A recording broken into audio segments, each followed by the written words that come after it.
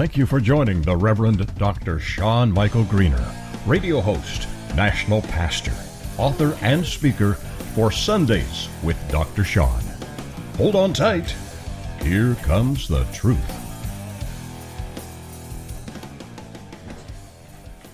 That's right. We just, we got with it. That's what we did. We were all about it, too. We had meatloaf. We had chicken, watermelon. Somebody now busted open the popcorn. We had eggs, fruit, two salads. We got olives. What are those, strawberries? What are those? Raspberries and blueberries. Oh, good lands. Looks good. Well, we're all about it. Hey, whipped cream. Thank you all for joining us this Memorial Day weekend. This is what you've reached is Sundays with Dr. Sean, and what I'm doing is a real-world commentary, Bible commentary on the entire Bible. And I wrote a book basically titled the same that we're looking to publish. So I've heard it said, and I said this last week, and I'm going to say it again this week, Christianity is just one beggar telling another beggar where to find bread, and in my case, that is completely true. I've been the beggar, and I've been without bread. But I, a fellow beggar, tonight am going to bring you the best bread you've ever had, ever in your life. There's no gluten in this bread either. I wanted to address something really quickly before we get into the meat of it. It's Memorial Day. It's Remembrance Day. Don't say Happy Memorial Day. I prefer instead that you say, I remember. If you see a gold star, I remember and I will not forget. To all of my dear gold stars, I love you all. You are all in my prayers, and I will never, ever forget. I assure you. This message is dedicated to them, to all of the Gold Star families, the Gold Star moms. If you are on Spreaker and you see the photograph that pops up, that's a photograph I took in 2016 at the Memorial Day at Arlington National Cemetery. I had the privilege and honor of carrying Karen Vaughn there, Aaron Carson Vaughn's mom, and it was quite something in there. I met Renee and Gentry Nickel and Kathy, and it was the beginning of a great friendship, and we're super excited to be friends with them, but they know the cost of freedom. Renee is traveling around the country. You might have seen her on television this week talking about her book, Always My Hero. And I think that's pretty tremendous that's going on. Go get that book. I have it, and you'll actually see me on it. I write a comment about it on the cover. These gold stars, they remember the cost of freedom better than anyone else. They know all too well the cost of freedom. So I think that it's easy to fall into the trap of this is a party weekend, it's a long weekend to be off, and it is all those things, and all the soldiers and all the people, freedom-loving folks that put a uniform on, male or female, that have traveled overseas and have lost their lives in the fight. I would say this to you and to them. They would want you to enjoy yourself on Memorial Day, but they'd want you to remember. They'd want you to remember. Thank you to all of you who are listening. By the way, to Jerry Mitchell and to Jerry Summers, we pray for you. We're sorry that you're sick and we're missing you. And also for Susan, we're going to be missing you over the next 90 days. That'll be a long time. But these gold stars, they remember. So Memorial Day, it's a hard time. So if you know gold stars, think about them this weekend. This is a super hard time. I mean, it's a really, really super hard time for them. But you know what else? I also remember all the battle buddies who came home without their greatest friends that they'll ever have. I've always chased the closeness I had with my military friends. You know, your shipmates. And it's quite amazing to build friendships like that with people from all over the world. It's absolutely extraordinary. And, you know, my whole life ever since, I've chased that kind of depth, that kind of brotherhood, and that kind of esprit de corps that we had. And it is quite amazing. I think you can probably attest to that. It's really something special. So we have to remember those who came home from the battlefield but left some of their buddies there and the memories of their buddies there. It's a hard time for them as well. Let us remember and let us never forget. Also, I want to ask you to pray for my good friend and fellow Navy veteran, Special Operations Chief SEAL, retired Robert Akaniak as he preaches tonight in San Diego at C3, the main campus. He's preaching tonight there. If you're listening from San Diego, you'll have time to get there. If you're listening tonight, listening to me, you'll have time to get there. That's, he's preaching on West Coast time. I know you'll be blessed by it. I absolutely know. He's an awesome individual. He's retired from the SEALs and just a tremendous guy. What a great leader. So when people hear Reverend Dr. Sean Michael Greener, that provokes a bias, an immediate bias against me before they read a word or hear me speak.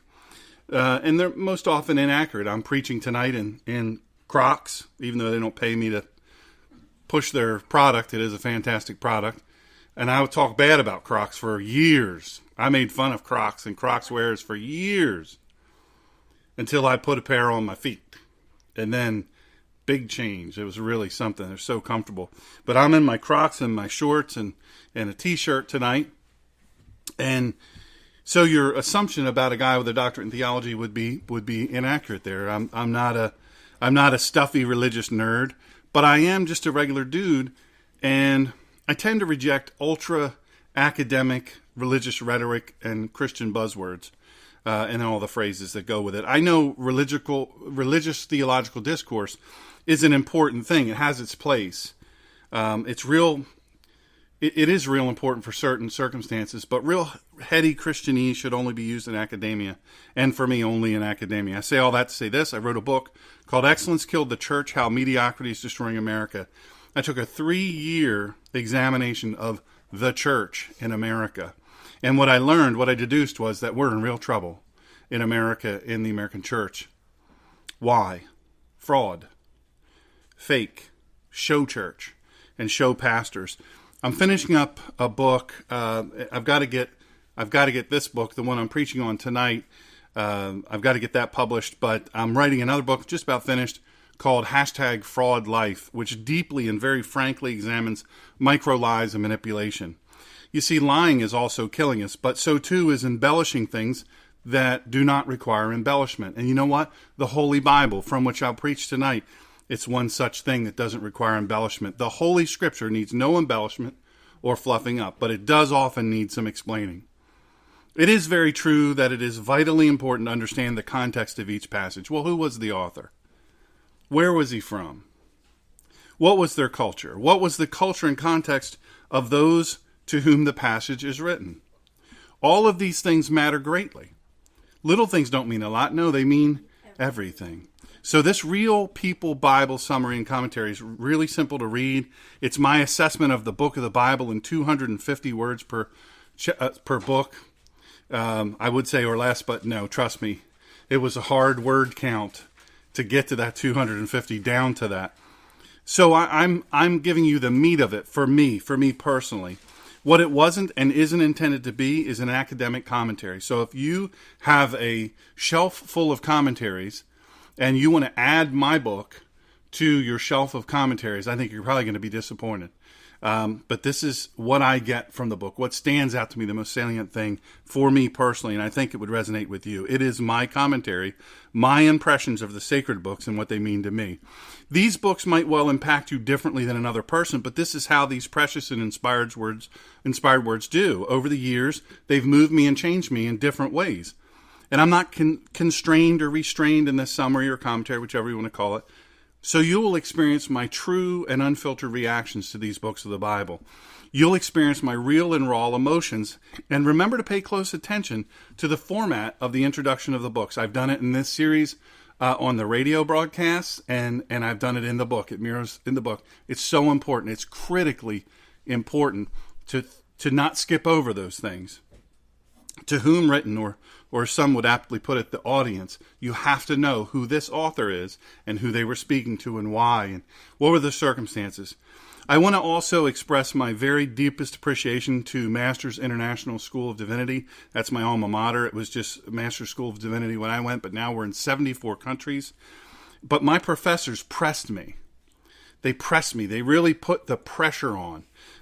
They pressed me through the Bible Mastery course from which I wrote this book. And if you're an adult learner seeking growth, and you just say, well, I just want to learn more, or I want to expand my my faith. I'm going to expand my spiritual knowledge, my biblical knowledge, my theological knowledge, any of those things. But you're a regular person. I'll tell you, you could do no better than my alma mater, Masters, which is just simply mdivs.edu.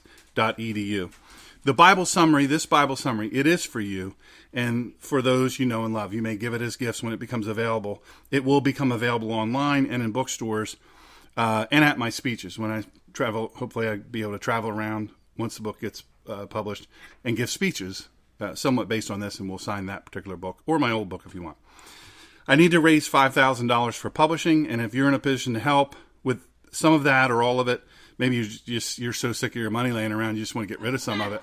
Time to clear out. That's that lady, that Japanese lady on Netflix. She'll tell you, if it doesn't bring you joy, if you're like, man, that's $5,000. It will bring me joy. I will assure you of that. So if you're in that position, go to drshawngreener.com, DRSHAWNGREENER.com, and go to the donate button. That would be awesome. Thank you to all of you who are listening over Facebook Messenger and on Spreaker. We see we've got a bazillion logins there. It's awesome.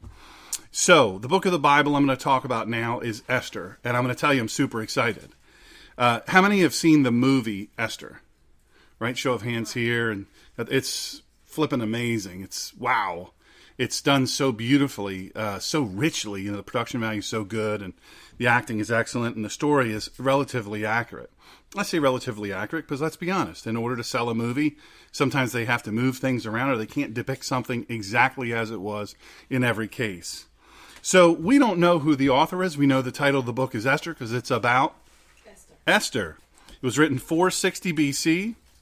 Number of chapters is 9. Won't take you forever to read. And to whom it is written are the Jewish people. It's written to the Jewish people, the people of Jewish descent and the people of Israel. It's very, very powerful. And why was it written? What was the purpose? To record the institution of the annual festival of Purim and to document yet another deliverance of the Israelites by God. Yet another. How many times have they been delivered?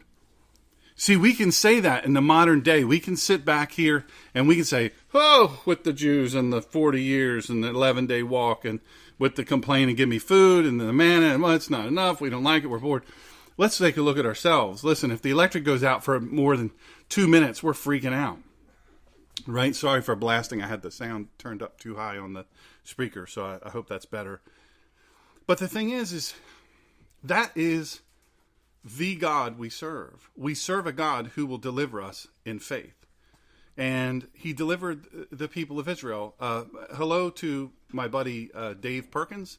Those of you who listen, hello to all the gold stars listening. I see Diane and so many others. There's so many gold stars that are logging in. Thank you so much to listening. God bless you. I don't know if you caught the beginning, but this is really all about you guys. We're dedicating this message to you. And really every day. Tough thing. So I want to say this, and I say it delicately because it could be taken as a little bit arrogant, but it's the opposite of arrogant. There have been times in my life where I have said, I really need to God. I've said that over and over and over. Oh God, I really need.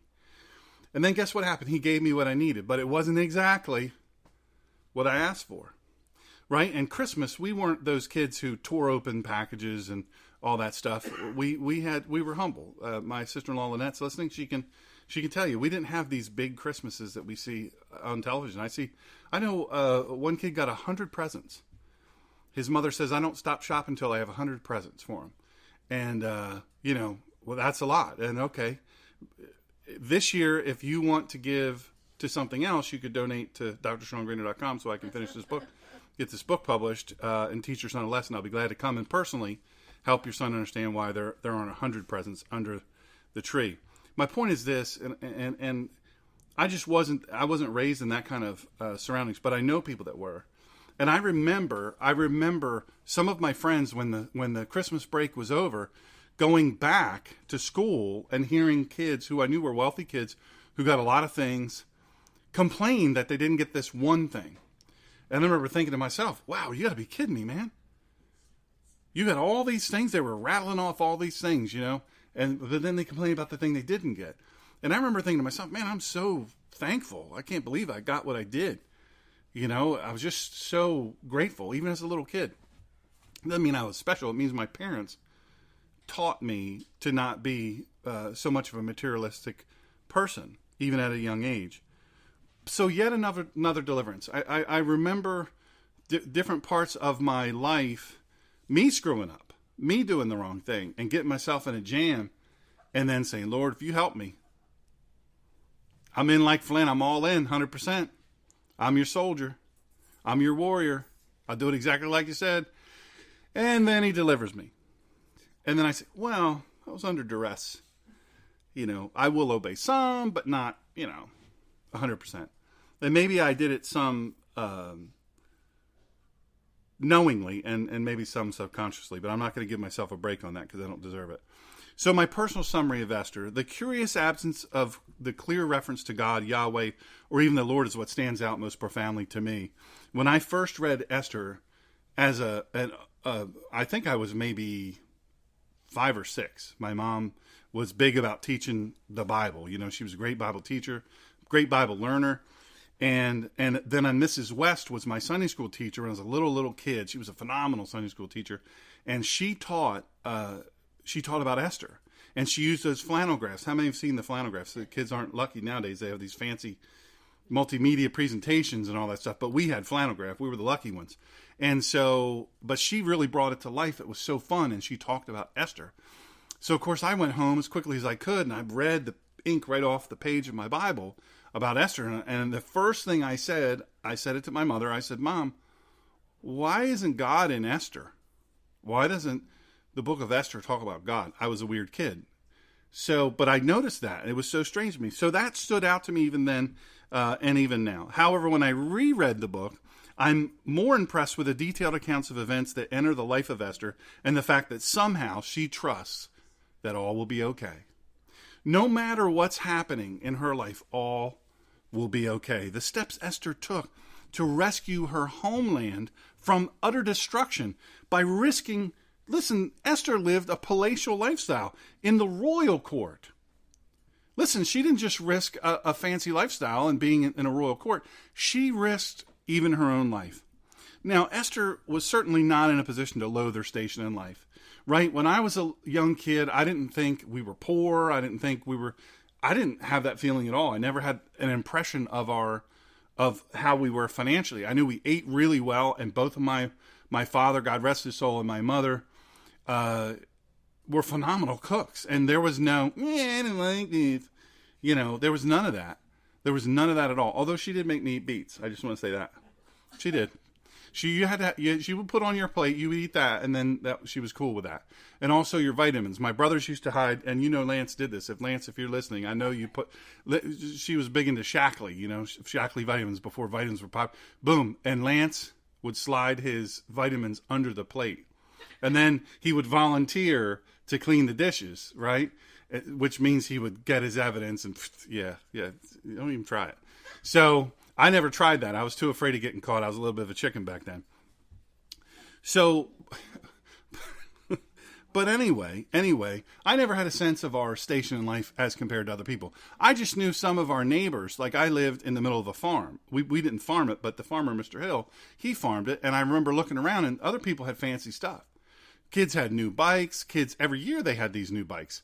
I remember one year my friend got a boat from his grandma, and I thought, wow, you have an awesome grandma. It was a really, really cool thing. But I loved my relatives. I didn't feel like they gypped me. There was a meme that came across social media that said, if you could have just a few moments, sit down on a park bench with anybody, who would it be? Uncle Charles. I don't have to struggle with that. Uncle Charles and Aunt Marilee never let me down.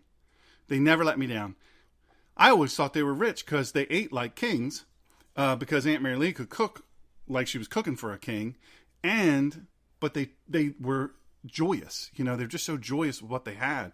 And I just felt like, man, and Uncle Charles always was in dress shoes and dress pants and dress shirt, and I thought he must work at some fancy place, and turns out he didn't. He was a hard-working person. But they were just so generous with their food and their space and their joy, especially Uncle Charles. And I remember on birthdays, Uncle Charles would slip me 50 cents. When I was a little kid, slip me 50 cents. And then when I came home from the military, I could be coming home at 2:30 or 3 o'clock in the morning. There they are, Uncle Charles and Aunt Mary Lee, up at Philadelphia International Airport, picking me up, dressed to the nines, joyous, not complaining at all, so excited. And then we would go to their house, and Aunt Mary Lee would have a big old meal, hot and ready to rock and roll at 2:30, 3 o'clock in the morning. It was amazing.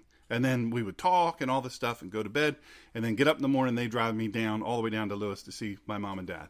So my point in all that, I thought they were rich. Turns out they weren't rich. I didn't know that. Why? Because of who they were, how they presented themselves. They were rich. They were wealthy. They had great wealth. Esther was rich. Esther had a lifestyle where she never really had to worry about anything. Miss Bertelli, we are praying for you, by the way. That's a dear sister in Christ. Awesome lady. Fighting a vicious disease. So Esther had a lifestyle of privilege and, in a sense, freedom, although she wasn't really free. And this is what jumped out at me. Esther had a secret, right? She had a secret that she hid from everybody. This is who she is, not what she is. It's who she is inside. She's a Jew. She's a Jew, and she's living this palatial lifestyle. But this was not simply that she was a Jew by birth. She wasn't just born into being Jew. It was her very identity to deny, if she were to do this, if she were to deny her Jewishness, she would be denying herself. So this being a Jew was who and what she was, despite her finery that she wore and the splendor that she lived within. And Esther was in the same house being family, lineage, in essence, of Jesus Christ. And the house of the Jews, the house of the Hebrew nation. This is who and what she was at her very core. And in the end of the book, the very end of the book of Esther, the mention of Mordecai standing among not only men, but also among Jewish kings, it's a bit surprising. And hopefully I've piqued your interest. You'll go and read that. It's pretty fascinating. But also the will and the mission, the will of God, the mission of God, it becomes clear when you read Esther. Nothing is impossible. Nothing is impossible. The key as revealed in Esther is that we have something we have to do. We must first obey God. And then he will unveil his perfect will for our lives and not before. See, there's one of those transitory things. This has to happen. It's conditional. And then this will happen. We often wonder why. Why isn't God pouring out his blessings? Why isn't he present with me? Today, for most of the day, until the Indy 500 came on, yes, I love the Indy 500. My son and I and Colleen watched for some. I just love it. It's a fantastic tradition. I think it's just really, really cool. Plus, 220 miles per hour in a car, I think is pretty cool too. I would do that. However, probably not now, though. It wouldn't be wise. But I will say this. For the better part of the day, I was listening to worship and just taking in worship. All different kinds of worship. And I convicted myself of something that I preached about last week. Remember last week? I think it was last week. I talked about Lauren Daigle and how people are, the super Christians are really on her case for, you're too this, you're too that, you're not enough of this, you're not enough of that. I never knew that she was a part of a worship team. Never knew it. I also never knew she was ever on American Idol. Never knew that. Years and years and years ago, she was on American Idol. Well, here's the thing. So she's in this video, and I'm watching this worship, and I'm like, wow, this is powerful. And it was getting right to my heart. The words, the message in general, but also the whole vibe of it. It brought about an emotion in me, or helped bring about an emotion in me that pointed me right to Christ. Right to the fact that how is it that God loves me? How is it that he has redeemed me? Well, he redeemed me through his son, Jesus Christ, Yeshua HaMashiach. How is it that this happened? I'm a punk. How did he do that? And the song that she happened to be leading at the time spoke exactly to that. Now, this is years ago. And I thought for a minute, well, I don't like how her midriff shows. You know, in this one video, you say, it's huge. It's a massive hit, right? She's singing it all over the place. She sang it on American Idol, I think. She sang it at some big award show, secular award show.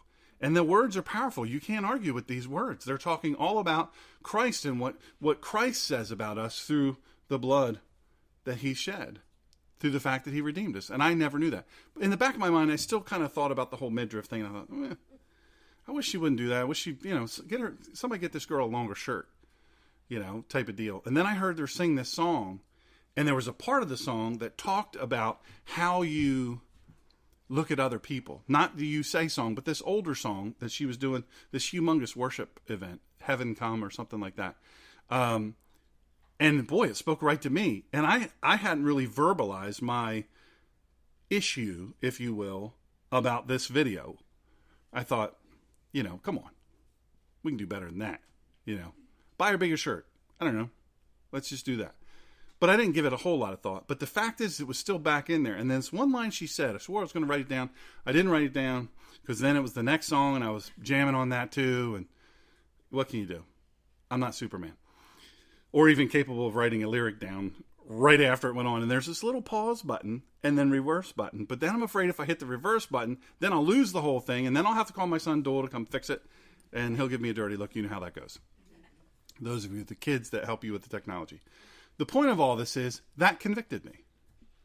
That convicted me. 2 songs later, there's a singer on there, the Aussie supermodel who is Bethel Worship. She's one of the singers and worship leaders. Oh, man, this girl can get after worship, man. She takes me right to the throne every time she sings. Remember I told you guys to come in? And I remember the first time that video came on, I'm like, wow, she's gritty. And I was kind of looking down, typing, working, doing a little bit on my sermon. And then I look up and she's singing on her knees, on her face. And she's just basically got the microphone just here. And she's on her knees and on her face. And this is a prayer to God. Show me how to trust you and obey no matter what. Not looking for anything, no matter what.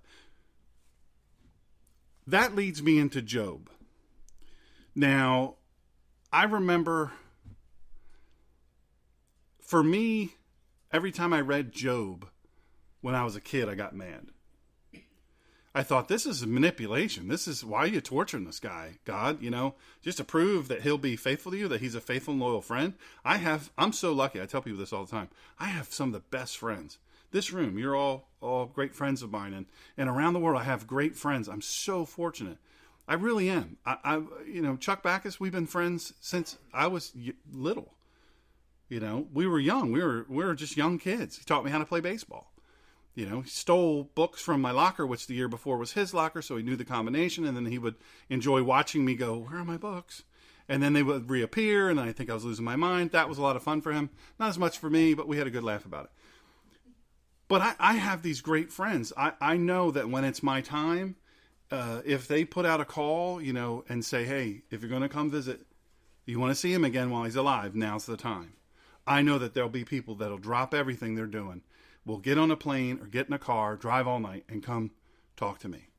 I know Miss Cahalan is listening, and I was before the gel, I was much more of this. And so when my dear friend Chris passed away, I couldn't physically travel. It was not going to happen. Do you remember that? It was, that crushed my soul.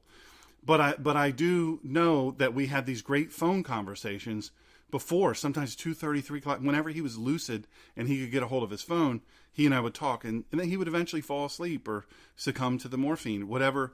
And it was cool with me because I just got to spend time with my buddy, who I had this great respect for. I guess the point I'm trying to say to you, I before I go into talking about Job, I want you to understand that I struggle with this with God. I struggle with why JP has cancer, why osteosarcoma has chased him down and is unrelenting. I struggle with that. He's a great, great human being. Love that dude. Awesome dude. I struggle with why, Linda's dear son, Chris, had to struggle so bad. I'm not going to lie to you. Listen, I've preached funerals where I was mad the whole time. I preached my guts out, but I was mad. Come on, God. Come on, God. You really, can't we eradicate this? What's the deal? You're the all-knowing God. You're the master physician. You created us. Can't you just, we have physicians in the room. Can't you just fix this? Why this? Why this? I struggle with it. Now, I know, of course, when I get to heaven, I always used to love to say when I was less mature, even less than now, that when I get to heaven, I'm going to ask a bunch of questions. Well, when I get to heaven, it's going to be perfected. Life's going to be, it won't matter. I don't even think I'll remember the questions, But I used to think, I'm not going to get in front of, hey, I have some questions for you.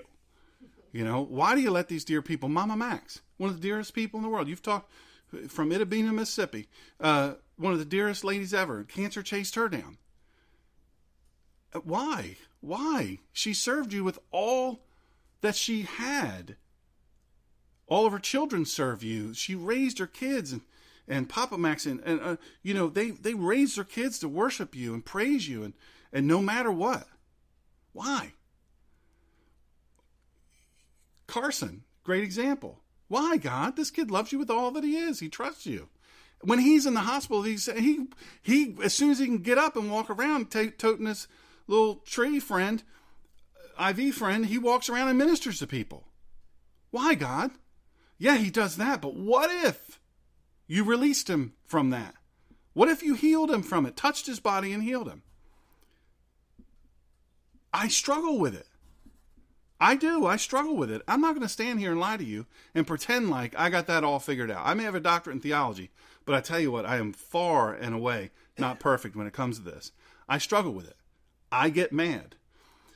I used to, when I was a financial planner, if somebody came to me and they needed a financial plan that included estate planning, things like that, and they didn't have kids they liked, or they didn't have kids at all, trust me, I say it in jest, but there have been many that are worth hundreds of millions of dollars that their kids were not going to be included in their estate plan.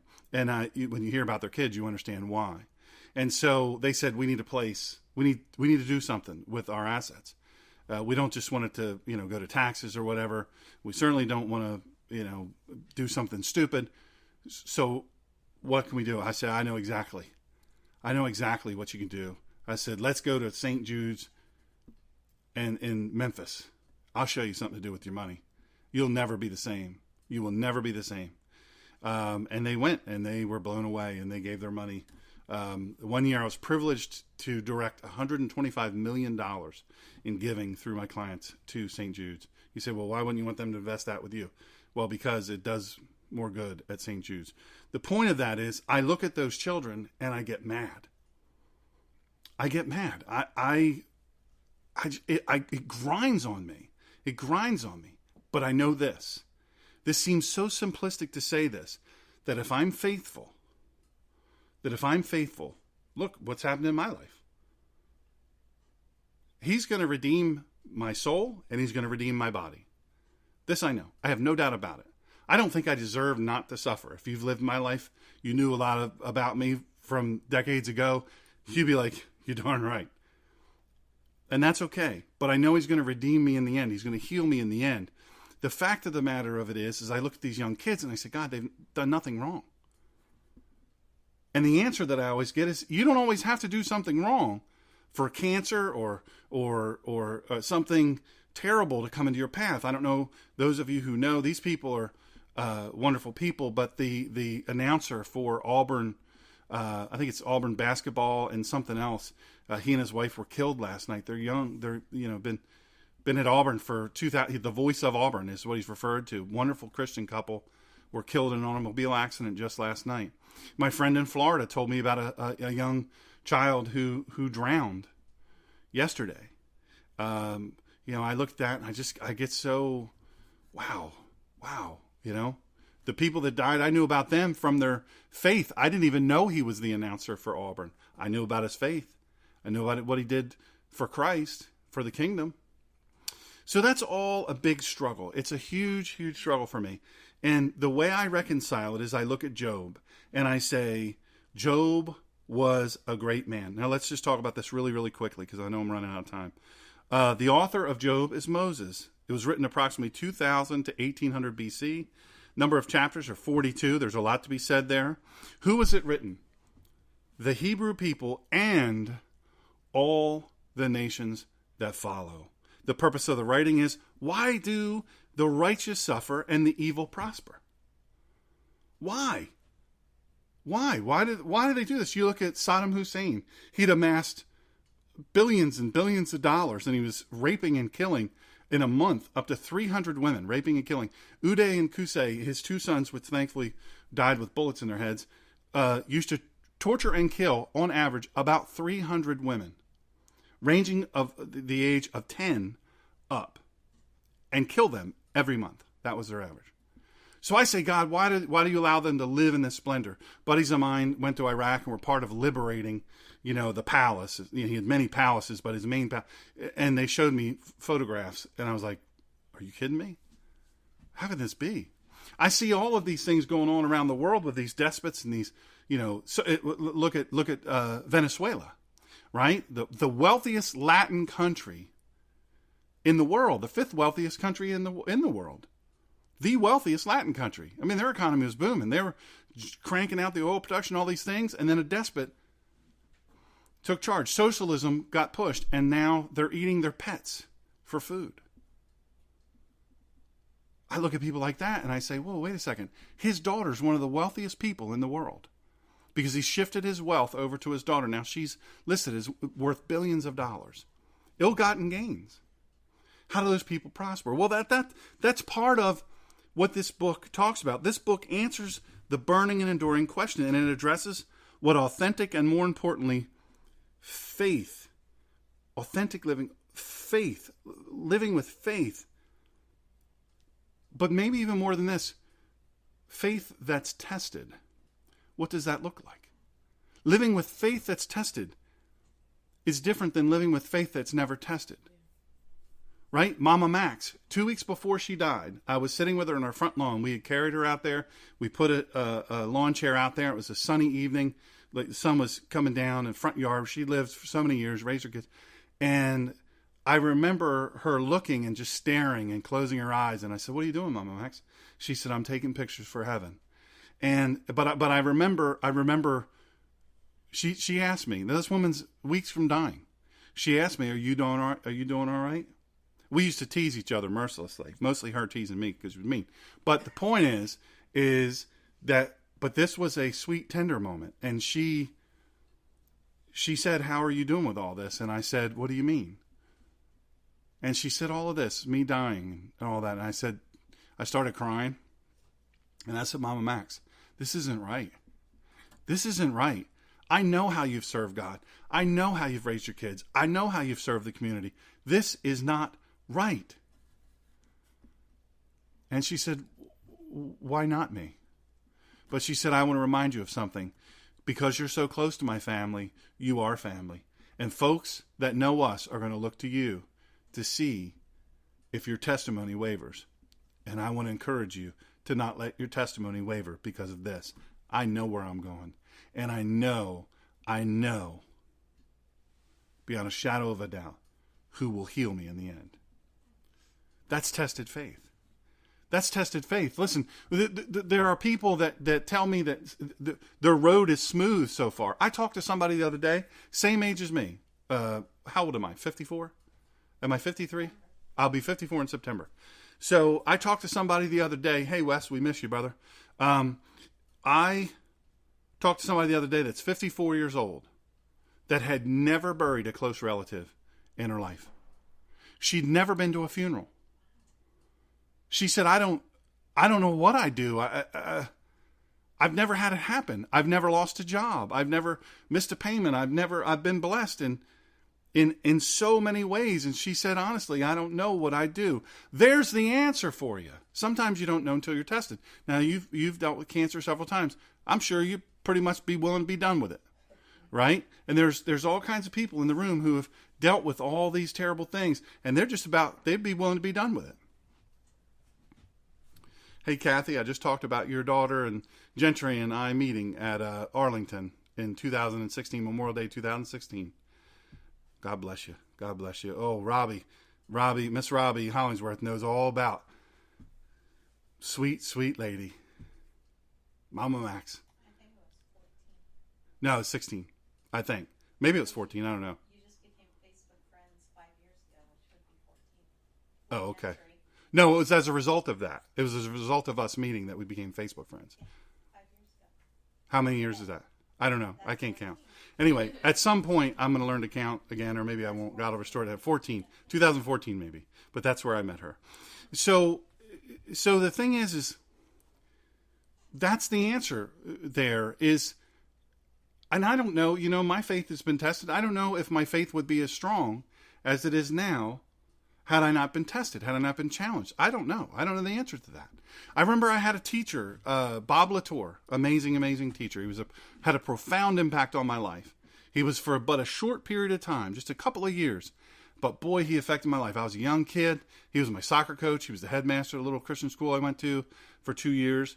And oh my goodness, the man was something like I'd never ever met before. And he used to tell me, he said, everybody gets tested. Everybody gets tested. Everybody does. At some point or another, everyone gets tested. You have to remain faithful. And I remember his wife that Sunday, she was an amazing piano player and singer, sang a song, but before she sang the song, it was a song about faith in the trial. And she said, I pray to God that he never tests me by taking one of my children. That I don't believe I could handle. It was so ironic that he and I had that conversation. It was just a real man to student, young kid conversation that on that Sunday, and I remember as a young kid, I remember sitting there and watching this woman play piano and sing her guts out. And I remember as she turned to go sit down, she had to spend some time wiping her face because through the whole thing, in her mind was, God, oh, please don't let me lose one of my children. Please don't let me lose one of my children, but let me be strong enough to represent you well if you do. That's tested faith in Job. Job, everything he did was for God. It was about God. He lived for God. His life was all about God. This was thought to be the first book of the Bible. I don't know how many people know that. They think Genesis was the first book of the Bible. I thought that when I was a kid. Then when I started getting more and more into the Bible, the timeline didn't make sense to me. Then I go to seminary and they go, Job was the first book of the Bible. And I was like, whew, got that one. So this is a beautiful account of Job and his family going through the most awful suffering I have ever contemplated without relief of death. Job's faith is more than circumstance deep, as is the case with many Christians in the world today. I learned a very powerful and enduring lesson through my own suffering. If I wait for circumstances to bring me happiness, I might be waiting for a long time for something that may never come. Especially given the climate of prosperity preaching and the postmodern emergent philosophy focusing more on what we can get from God rather than what we can give to God. Our unremitting obedience despite our life circumstances is what we are called to. Trusting God and obeying God despite the worldly view of our lives is difficult, and no book better demonstrates this better than Job. In Job's life, everything seemed to be well, and wealth and family was congruent with Job's reverence with God. Job often made sacrifices. He made them not only for himself, he would make sacrifices, big sacrifices, for his family. On the behalf of his family. Job was serious about his obedience to God. He was serious about his reverence to God, unlike much of the church today. You know what? Job's friends came. I have to hand them that. I can't take that from them. They came. They came and they sat with him silently, as in the Hebrew tradition, to grieve silently until the sufferer speaks. When these men came and sat with the suffering Job, Job knew they meant well. He knew they meant well, but they didn't do well. In fairness to these men, many of us would probably do the same thing. They would approach a great friend in great suffering and ask them if they have any unconfessed sin. See, because that's what a lot of people draw that suffering to. Well, this is a person allegedly of faith, and they're suffering, so it must be a lapse in their faith. They must have some unconfessed sin. Listen, I can tell you all of us have unconfessed sin. But I'm going to tell you this too. I've known too many great people of God for that in and of itself to be the lone determinant of why you're suffering greatly, and yet you're in faith. God rebuked Job's friends, and in the end, Job was, he was doubly restored. He got twice what he had before. I can only imagine how much deeper his relationship is with the God that he so devoutly obeyed, having come through this crucible of faith. That's the test. Tested faith. Do I want to be tested like Job? No. Why? Because I know I couldn't stand the test. That's why. There are a lot of people that would say, well, I would be this or I would be that. I know for a fact. He starts taking my family members, those that I love dearly, I've always been a defender of the weak, starts that, my ticking time bomb goes, there's only so much of this I'm going to take. I know it. I'm human. Maybe I'm more human than holy, but I would, okay, if I got to die on a hail of gunfire protecting my family and those I love, yeah, it's going to happen. I'm okay with that. Die in the process, that's fine with me. But I'm not going to let them, this supposed control that we think we have, I'm not going to let them suffer on my behalf, whatever I have to do. It's a crucible of faith that I don't ever want to have to go through. So Job's test and Satan's goal. Now, I want you to understand, Dan Corner talks about this, and I think this is he's a fascinating guy to read. He's just a regular dude, but his way his mind works is incredible. The Job in the Bible, he was severely tested, though he was blameless and upright. Right? I said he tremendous faith, but he was blameless. Do you know what it means to be blameless? That's incredible. To be blameless and upright, an extraordinary man who feared God and shunned evil. In other words, Job had wisdom and understanding. And he said to man, the fear of the Lord, that is wisdom, and to shun evil is understanding. That's Job 28:28. A wise man fears the Lord and shuns evil, but a fool is hot-headed and reckless. That's Proverbs 14:16. God's assessment and esteem of Job was very high. He was also a man who persevered this great testing. He persevered it and then came out above, better, and greater. So he was tested, but what was Satan's goal in this? Why is Satan so interested in torturing this man of God? Job 1:11, but stretch out your hand and strike everything he has. This is God speaking to the enemy. And he will surely curse you. This is the enemy speaking to God about Job. He will surely curse you to your face, Job 1:11. Satan's goal was to get Job to curse God. And he tried to accomplish this through Job's wife, who said, are you still holding on to your integrity? Curse God and die. That's found in Job 2:9. Now, thankfully for all of us, Job rejected her foolish words. Otherwise, we wouldn't have this example. Now, God put limits on Satan, and I want you to understand, he did it to Job, and he does it in our life. There are certain things that Satan has no hold over you. Listen, for you people out there that are talking about possession and, the devil's got a hold of me and all these things, reject that. Throw that out. The devil cannot put a hold on what is God's. He cannot put a hold on what is God's. That is an open choice that you make to turn yourself over, to give yourself over to evil. You make that choice. God does not allow Satan to do to you and in your life anything that is outside of his will.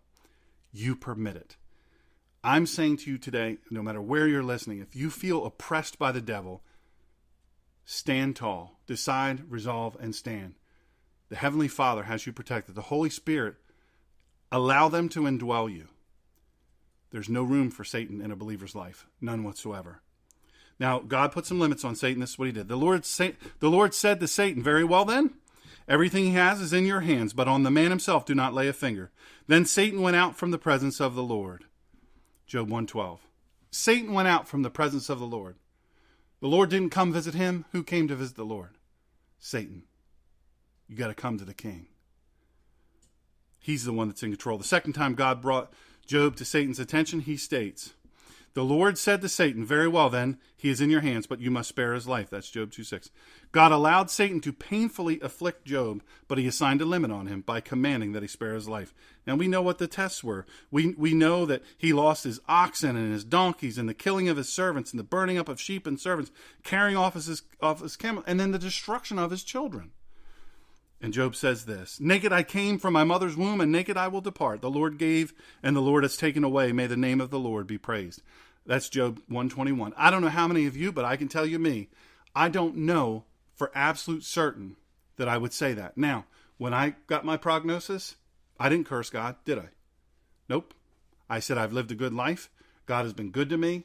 I've lived better than I've ever could deserve. I know for a fact that is true, that I've been to great places. I've done great things, not of my own, but I've been able to experience great things. And I have been friends and colleagues with some of the greatest people in the world. People that have sown into me such amazing, powerful blessings. I've gotten to meet great people and be part of their lives. I've been able to be entrusted with people's lives. I'm the luckiest man on the planet. I just didn't curse God. Why? At this point, why? Yes, if he wanted to heal me, he could. He made all this. He made the trees. He made the sun. He made the ocean. He made the skies and the stars and the moons and the galaxies. He made all this. He can fix me, not even thinking about it. Won't even have to bat an eyelash. If he has eyelashes, I don't know. Job 1:22 follows up with this. In all this, Job did not sin by charging God with wrongdoing. And why would I? Why would I? Up to this point in his trials, Job doesn't sin. He's still blameless and he's upright. Then the Lord said to Satan, have you considered my servant Job? There is no one on earth like him. He is blameless and upright, a man who fears God and shuns evil, and he still maintains his integrity, though you incited me against him to ruin him without any reason. That's in Job 2:3. So Satan went out, this is the second test, from the presence of the Lord and afflicted Job with painful sores from the soles of his feet to the top of his head. Listen, a lot of us start to curse God when we get a little bit of a headache. From the bottom of his feet to the top of his head, he'd had these awful, painful sores. That's in Job 2:7. You imagine. Remember that God has placed a limit on the suffering that Satan can deploy but he said you can't take his life. Now, did Job know this? Did Job know when all this? No, he had no idea. He had no idea where this was coming from.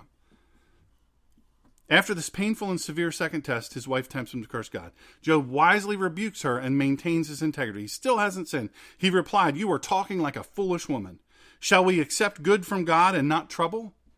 In all this, Job did not sin in what he said. That's Job 2:10. Now God speaks and Job repents. After the many discussions between Job and his so-called friends, God speaks to Job out of the storm. That's in 38:1 and 41:34. This portion of Job is delightful to read, honestly. God questions Job and describes his own characteristics. It's here, though, that he receives a rebuke from the Lord. Who is this that darkens my counsel with words without knowledge? That's Job 38:2. Will the one who contends with the Almighty correct him? Let him who accuses him, God answer him. That's Job 42. Would you discredit my justice? Would you condemn me to justify yourself? That's 48. No one is fierce enough to rouse him. Who then is able to stand against me? Job 41:10. Now, apparently during Job's discussions with his friends, there were occasions when he contended against God, where he accused him, where he discredited his justice, where he condemned God to justify himself, and thought that he could stand against God after God's rebuke. Job repents. Before I read this passage, I want to say, what I just told you about me, somehow or another, I'm asking God, why? Why these children? I didn't do it for me. But why these little kids with cancer and all these other terrible diseases? Why these wonderful people, these innocent, great people that serve you? Why them? I'm condemning God to justify himself?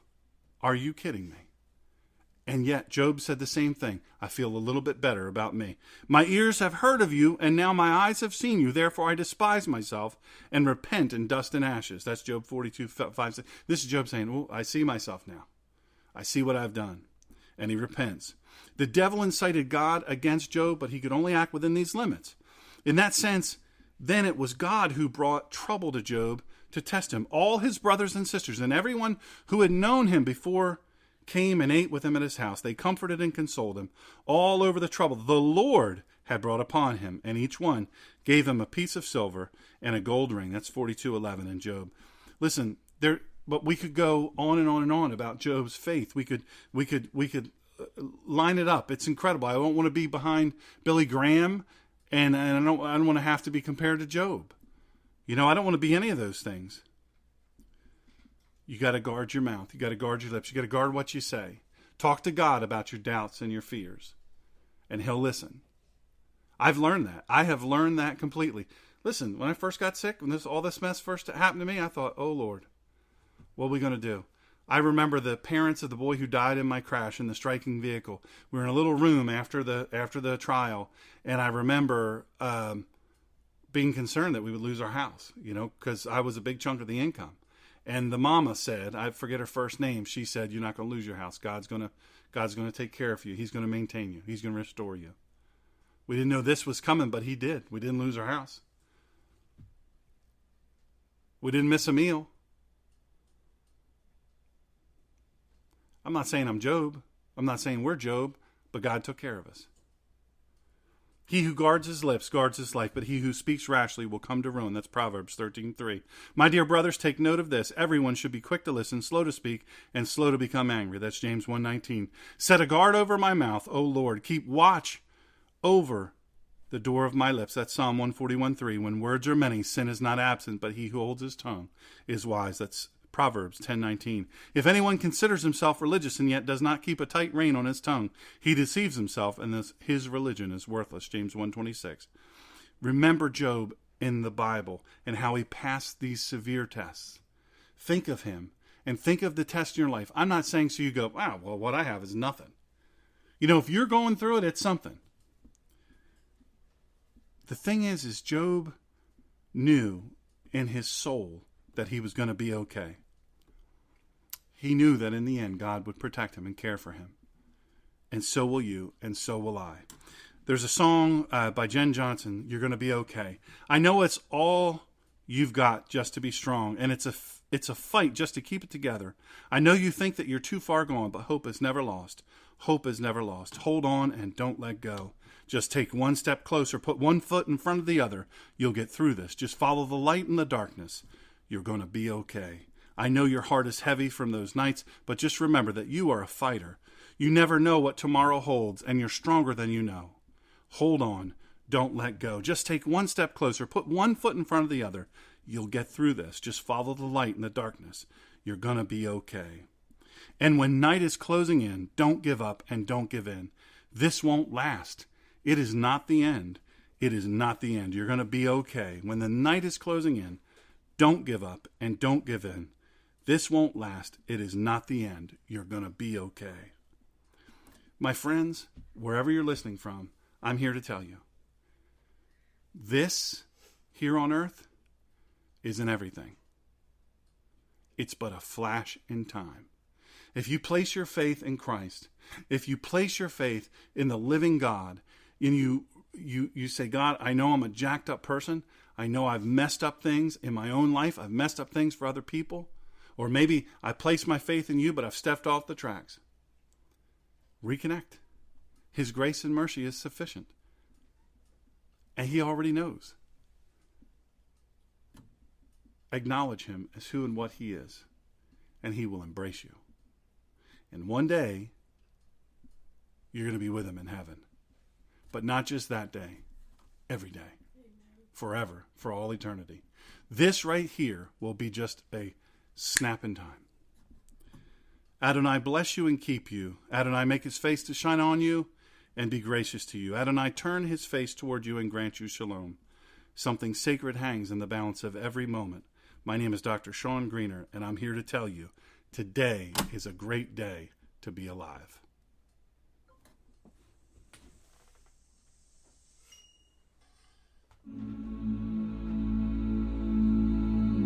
Thank you for joining Dr. Sean today. Please follow Dr. Sean at www.drseangreener.com and on social media at facebook.com/smgreener, Twitter at The Ninja Pastor, and on Instagram at The Ninja Pastor. If you would like to support Dr. Sean's ministry and send Bibles around the world, don't forget to hit the donate page on drseangreener.com or go to paypal.me/Dr. Sean Greener to invest in spreading the Word of God to the world. And please download our free apps to listen to our Spreaker radio show. Thank you again for listening, and don't forget to share.